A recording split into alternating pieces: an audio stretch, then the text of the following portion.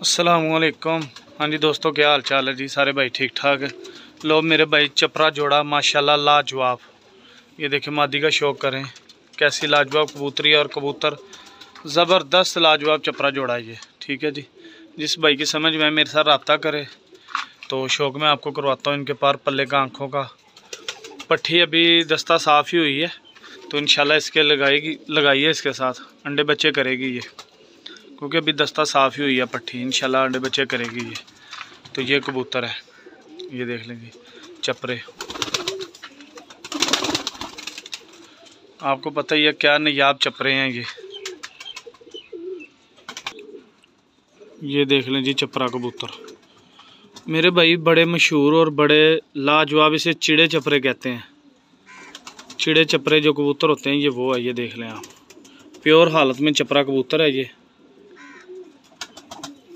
तो ये पार है इसके, ये देख लें।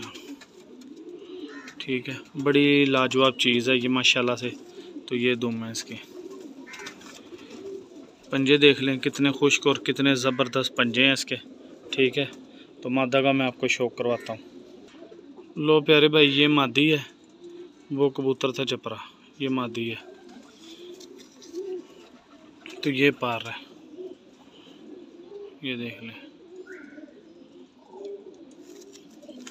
तो दुम देख लें इसकी, शौक कर लें आप। ये पंजे हैं, मैं छोड़ के आपको शौक करवाता हूँ। लो मेरे भाई देख लें आप जोड़ा चपरा का, शौक कर लें। और मेरे भाई मेरे चैनल को सब्सक्राइब लाइक शेयर ज़रूर किया करें।